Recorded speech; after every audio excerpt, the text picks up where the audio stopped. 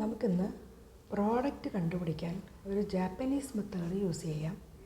ഒരു എളുപ്പ വഴിയാണ് ഈസി ട്രിക്ക്. അപ്പോൾ നമുക്കത് എങ്ങനെയാണെന്നുള്ളത് നോക്കാം. ആദ്യം 13 മൾട്ടിപ്ലൈഡ് ബൈ 42.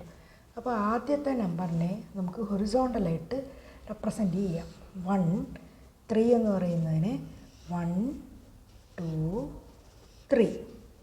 ഓക്കെ, ഇനി 4 2 എന്ന് പറയുന്ന ആദ്യത്തെ 4 അതിനെ നമുക്ക് വെർട്ടിക്കലി റെപ്രസെൻ്റ് ചെയ്യാം.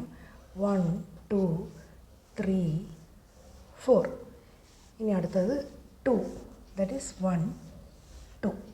ഇനി നമുക്ക് ഈ ജോയിൻസ് ആണ് നമുക്ക് എണ്ണേണ്ടത്. അപ്പോൾ ആദ്യം ഇത്രയും ഇത് ഫസ്റ്റ് ഡിജിറ്റ്, ഇത് ഫസ്റ്റ് വരുന്നത്, ദെൻ ഇത് ഇവിടെ സെക്കൻഡ് 1, ദെൻ തേർഡ്. ഇങ്ങനെയാണ് നമ്മളിതിനെ ഡിവൈഡ് ചെയ്യുന്നത്. അപ്പോൾ ആദ്യം എത്ര നമ്പേഴ്സാണ് ഇവ ജോയിൻ്റ് എന്ന് നോക്കാം. 1 2 3 4 5 6 ജോയിൻസ് ഉണ്ട്. അടുത്തത് ഇവിടെ 1 2 3 4 5 6 7 8 9 10 11 12 13 14. അപ്പോൾ ഇവിടെ ഒരു 14 വരും. ഇനി അടുത്ത എത്രയാണ്? 1 2 3 4 എന്ന് പറയുന്നത്. ഇനി നമുക്കിതിനെ എങ്ങനെ ആഡ് ചെയ്ത് എഴുതാൻ നോക്കാം.